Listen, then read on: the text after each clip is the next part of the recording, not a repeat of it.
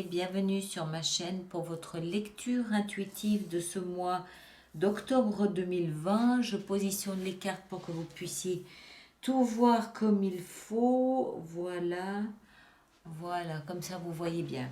Alors j'espère que vous allez tous très très bien. On va voir ce que ce mois d'octobre vous réserve à vous. Alors, arcane majeur, on a le diable, le pape et c'est tout. Les deux opposés. Hein, quand on sait que le pape représente la religion, voilà, avec le diable, il y a peut-être une sorte de bataille de tirage entre ces deux extrêmes. On va voir, on va essayer d'entrer dedans. Sinon, on a deniers, on a des coupes, des deniers, des épées, des coupes, des bâtons, des épées. Donc, beaucoup de mental quand même. Beaucoup de mental. Ouais, ça va, c'est relativement équilibré, on va dire ça comme ça. Relativement équilibré. Bon, allez, on va rentrer dedans, on va essayer de comprendre. Octobre, vous avez comme énergie accessoire pour vous cette énergie ici de l'ermite. Alors, l'ermite, symboliquement, c'est quelqu'un qui, à un moment donné de sa vie, va se retirer dans sa grotte, va couper toute forme de contact avec la vie sociale. Il va s'isoler. Pourquoi? Parce qu'il est en recherche de vérité. D'accord? Il cherche sa vérité. Il cherche à comprendre la vie, il cherche à comprendre la nature humaine, il cherche à comprendre ce qu'il ressent, ce qui se passe, pourquoi il est là, comment. Il cherche en fait à dénouer ce grand sac de nœuds qu'est la vie pour trouver une forme de sagesse, pour trouver une forme de savoir, pour trouver une forme de vérité. D'accord? Pour ça, il est obligé de s'isoler. Il n'a pas d'interaction avec les autres, il a une alimentation qui est basique, il a pas de compagnon, pas de télé, il n'y a rien de tout ça. Il passe ses journées à s'intérioriser et à réfléchir sur sa vie, la vie, il se pose tout un paquet de questions. Ça, c'est votre énergie de ce mois d'octobre. Ok? Alors, on va voir comment ça se traduit pour vous. Vous démarrez fin septembre, début octobre avec ces deux énergies ici que sont la 8 d'épée et le chevalier de denier. Alors, il y a une corrélation entre ces trois cartes. Le chevalier de denier, c'est quelqu'un qui prend son temps, d'accord? Un peu comme l'ermite. C'est quelqu'un qui avance, oui, mais il avance tellement lentement qu'on a l'impression qu'il fait du surplace. Mais c'est c'est quelqu'un, une énergie ou quelque chose qui, malgré les apparences, avance. Lentement, sûrement, un pied devant l'autre. C'est une énergie, c'est l'énergie de celui qui s'assure que là où il va poser le pied, le sol est solide. Pourquoi? Parce que vous provenez d'une énergie de peur. 8 d'épée, c'est le petit vélo dans la tête. C'est je suis bloqué par ma peur, je suis bloqué par des pensées de peur, je suis bloqué, je ne peux pas avancer, je ne peux pas reculer, je ne peux pas me retourner, je suis pétrifié à l'idée de peut-être me tromper, à l'idée d'échouer. Il y a quelque chose qui me fait peur et qui me bloque. D'accord? Est-ce que c'est la lenteur qui fait peur? C'est possible. Est-ce que c'est parce que ça va trop vite que ça fait peur? C'est possible. Mais il se dégage de tout ça un besoin important de réflexion. Qu'est-ce qui vous fait peur? Qu'est-ce qui vous bloque? Qu'est-ce qui vous empêche d'avancer? Est-ce que ce sont les émotions? Je n'ai pas l'impression. On dirait que c'est plutôt professionnel et ou financier. Ça peut aussi tout simplement être un passage à vide dans votre vie où vous vous interrogez sur le chemin que vous prenez, vous vous interrogez sur le sens de votre existence, vous vous interrogez sur ce que vous voulez, sur vos relations d'une manière générale, sur votre comportement d'une manière générale. Ça peut être quelque chose de très général comme ça, d'accord? Donc, encore une fois, tous les Gémeaux ne vont pas le vivre de la même façon, chacun a son histoire. Placez ce que je vous dis en fonction de ce que vous vivez, d'accord? Ne forcez pas les choses à entrer si ça n'entre pas. Ce que je remarque de ces énergies-là présentes, c'est qu'il y a une crainte en vous. Il y a quelque chose qui vous fait... Alors attention, c'est pas la peur panique non plus, mais il y a quelque chose qui bloque. C'est la peur, la crainte de quelque chose. D'accord? Et c'est lié au fait d'avancer lentement. En revanche, celui qui avance lentement, il sait qu'il ne va pas devoir refaire le travail qu'il a fait.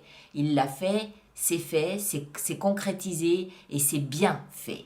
Il sait qu'il ne doit pas revenir dessus. Mais est-ce que c'est un investissement qui vous inquiète un peu? Je ne sais pas. Ce que vous voulez le plus, c'est vous libérer de ça, le diable. Ici, on va peut-être quand même encore en rajouter une parce que je n'aime pas beaucoup avoir ce type d'énergie comme ça toute seule.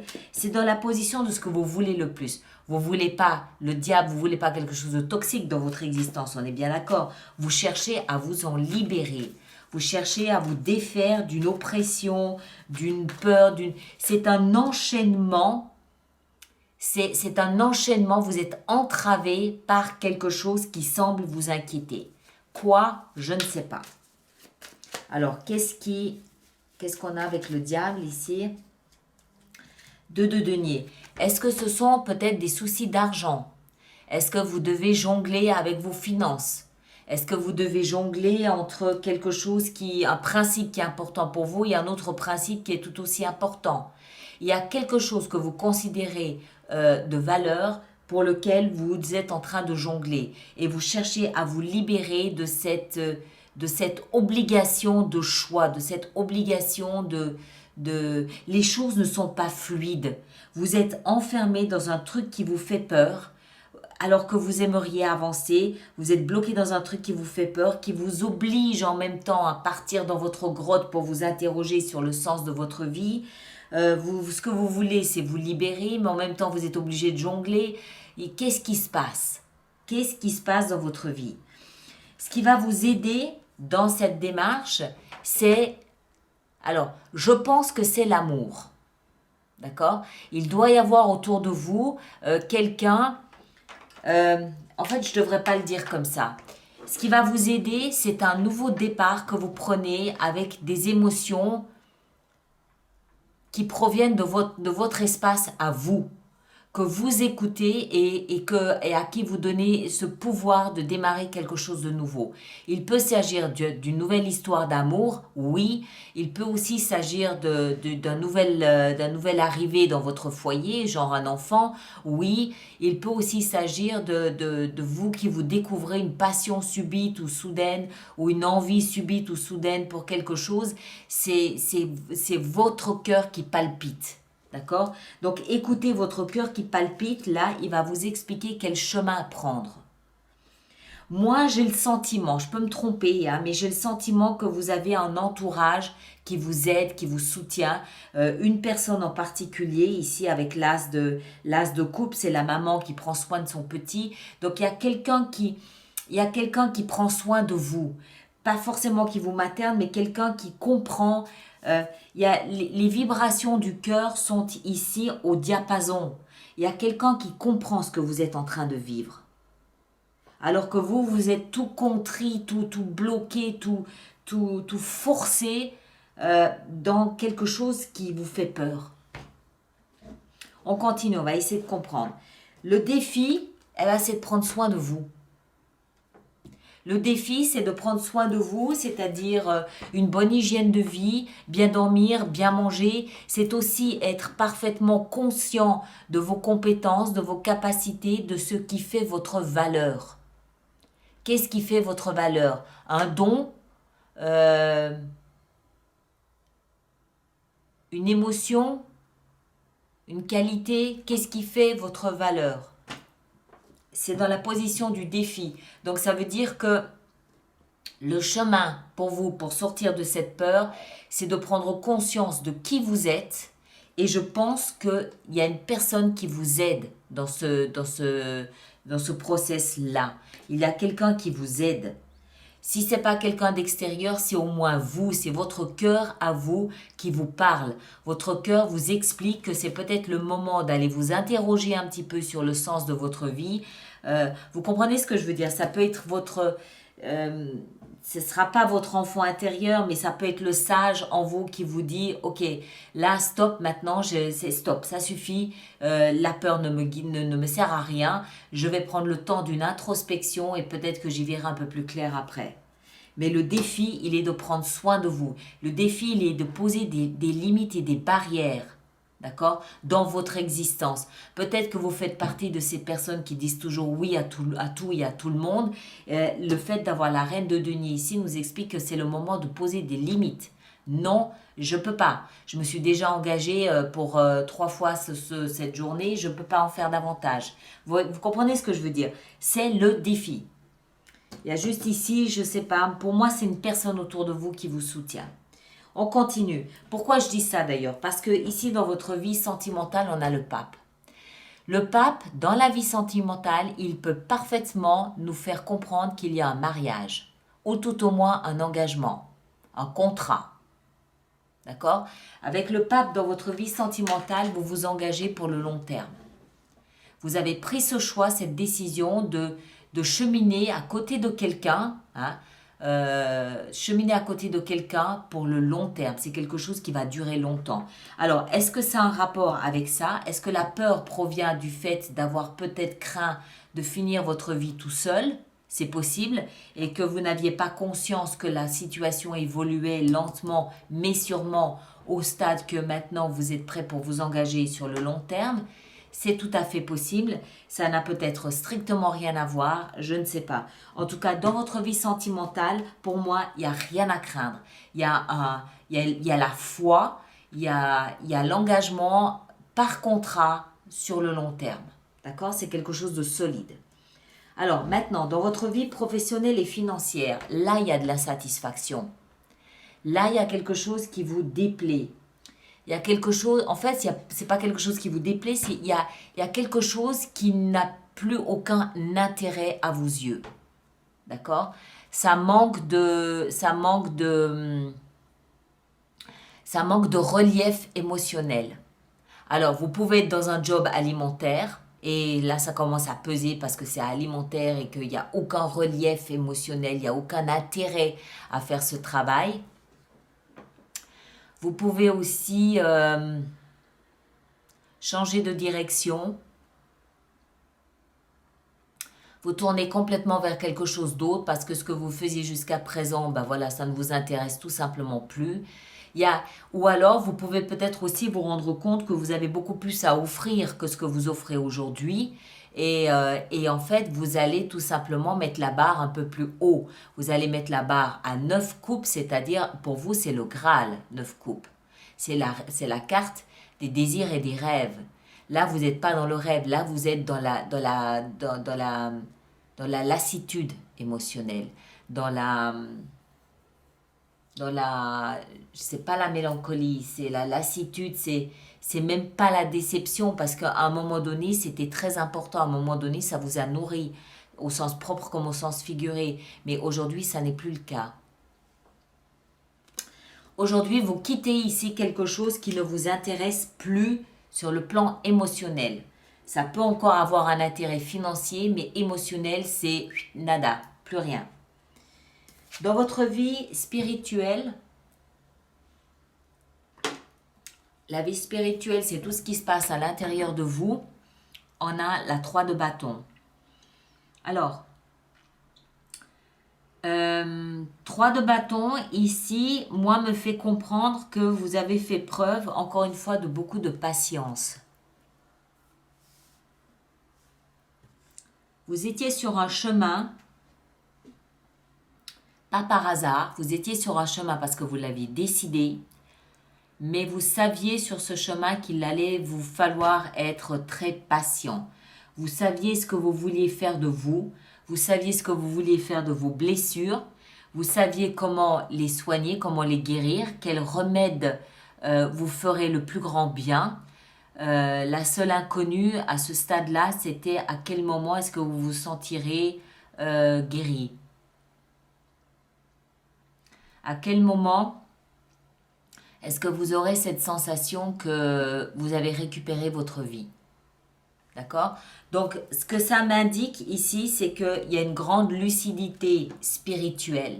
C'est-à-dire que vous savez qui vous êtes, vous savez d'où vous venez et vous savez où vous allez. La seule chose que vous ne savez pas et qui peut faciliter cette sensation de peur ici, de stagnation, c'est à quel moment vous atteindrez le stade que vous avez choisi d'atteindre. Ça peut être terriblement lent. Alors, je vais te prendre un exemple.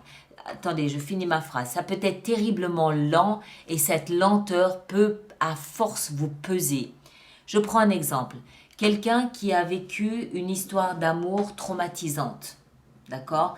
L'histoire qui laisse des séquelles. L'histoire qui laisse des failles. Vous sortez de cette histoire, vous faites ce qu'il faut pour en sortir, vous rompez avec toutes les difficultés que ça peut engendrer et vous savez parfaitement que, bon ben voilà, vous savez que pour les 2-3 ans à venir, vous préférez vous isoler, vous préférez mener une sorte d'introspection, de réflexion sur la nature humaine ou la nature des relations que les hommes peuvent entretenir entre eux.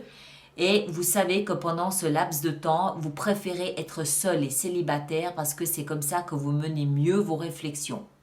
D'accord? C'est un exemple. Vous prenez ce chemin de l'introspection, de la réflexion, de la pensée, de la guérison. C'est un chemin de lâcher prise, c'est un chemin thérapeutique. Vous savez très bien où vous voulez aller. Vous savez très bien avec quelle blessure vous entrez sur ce chemin. Vous avez une vague idée, de comment ça peut se passer. Vous savez qu'il va y avoir des moments difficiles et vous savez qu'il va y avoir des moments qui seront beaucoup plus agréables.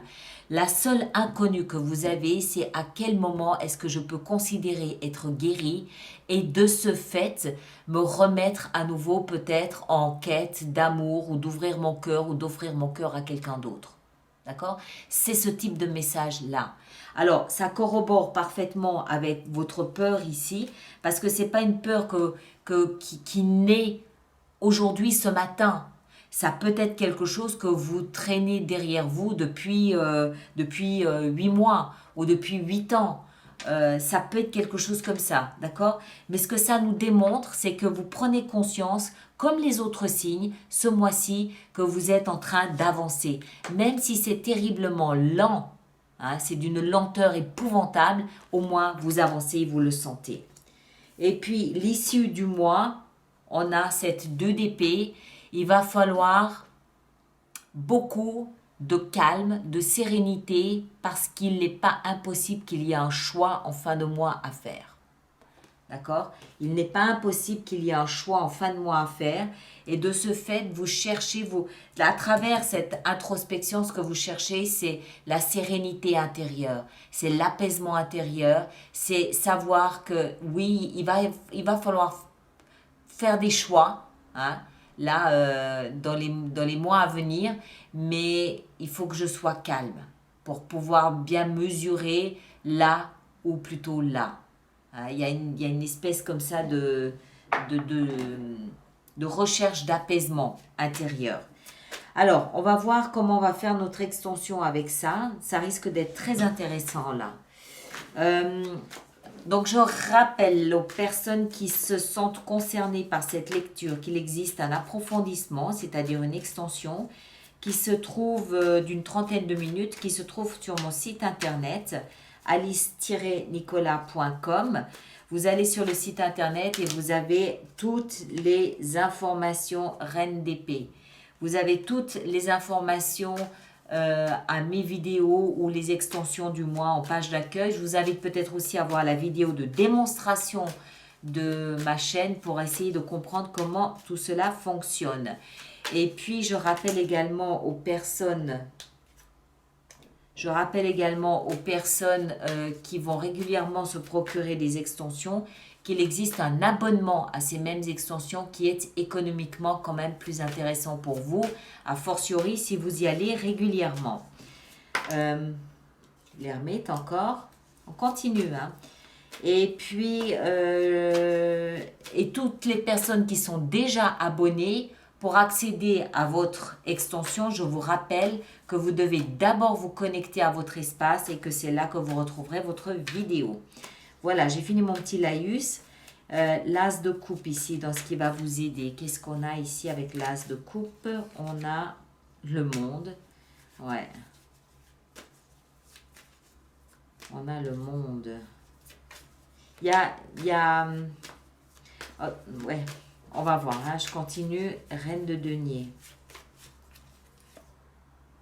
Eh oui, 7 de denier. Le bilan. Il y a de la réflexion dans l'air ici pour vous. Hein. Il y a beaucoup de réflexion là. Et j'ai l'impression qu'en plus, c'est quelque chose que vous souhaitez. Ici, j'en ai 2, 3. J'ai l'impératrice, l'étoile et le valet de denier. Je les laisse les 3. Je ne touche pas. Elles sont venues ensemble, donc elles ont une signification ensemble. Le travail ici avec la 8 de coupe. Qu'est-ce que j'ai avec la 8 de coupe? J'ai la roue de fortune. Ok, très bien. Il y a une notion de destin. Notion de destin, ici avec la 3 de bâton. Le valet de coupe. On dirait que ce mois va faire de vous